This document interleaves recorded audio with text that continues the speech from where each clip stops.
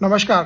पीछे भी हमने एक बार बात की थी कि सितंबर हमारा रीबैलेंस मंथ हम बोल सकते हैं in terms of our small cases, क्योंकि हमारे जो स्मॉल केसेस है उसमें रीबैलेंस करके रीस्ट्रक्चर करना है हमारे पोर्टफोलियोज को in line with the changing market dynamics. तो बाजार जो हिसाब से चेंज हो रहा है, जो हिसाब से रीपोजिशन करने की चेष्टा कर रहा है, वो हिसाब से हम अपने पोर्टफोलियोज को चेंज करेंगे और रीपोजिशन करेंगे।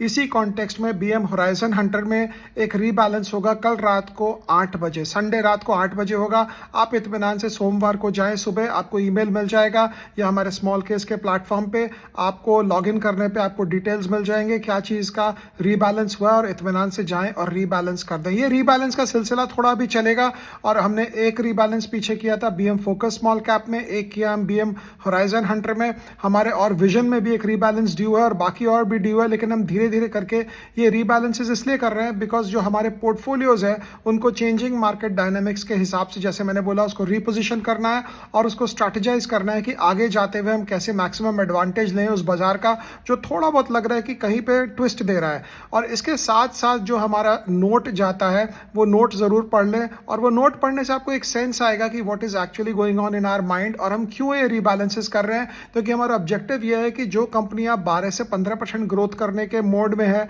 उसको हम थोड़ा सा साइड करें और थोड़ा सा हायर ग्रोथ पे जाएं, क्योंकि मार्केट जो एक साल का साइडवेज कंसोलिडेशन दिया है उसके बाद ये रीपोजिशनिंग ज़रूरी होता है। क्योंकि अब ग्रोथ के ऊपर अगर ग्रोथ वाले शेयर सस्ते मिल रहे हैं तो ऑब्वियसली फिर आपको ग्रोथ वाले शेयर लेने चाहिए। पीछे जब ग्रोथ वाले शेयर महंगे थे तब हम कुछ और शेयर ले लेते थे बिकॉज हमें महंगा नहीं खरीदना था, बट अब ये नज़र आ रहा है बाजार में कि जो ग्रोइंग स्टॉक्स है जिसमें हाई ग्रोथ है वो भी कुछ रीजनेबल वैल्यूएशन पे आ गए हैं, तो वो हिसाब से सारे रीबैलेंसेस हो रहे हैं। तो बीएम होराइजन हंटर में कल रात को 8 बजे एक रीबैलेंस होगा, और काफ़ी कुछ हमारे स्मॉल केसेस में कुछ हम नया प्लान कर रहे हैं, कुछ हम एग्जिस्टिंग कर रहे हैं। नया स्मॉल केस प्लान नहीं कर रहे हैं, एग्जिस्टिंग स्मॉल केसेस में क्या हिसाब से हम बेटर अपडेट्स आपको प्रोवाइड करें वो प्लान कर रहे हैं। उसके बारे में as soon as the strategy set within a week और 10 डेज उसके रिलेटेड हम एक नया वीडियो करके डिटेल में बताएंगे क्या क्या नई चीज़ें हम कर रहे हैं। बिकॉज हमें लगता है कि इन दीज डिफिकल्ट तो नहीं बोलेंगे, इन दीज कंसोलिडेटिंग टाइम्स जहाँ बाजार कहीं जा नहीं रहा है, आपको थोड़ी हैंड होल्डिंग की ज़्यादा ज़रूरत है।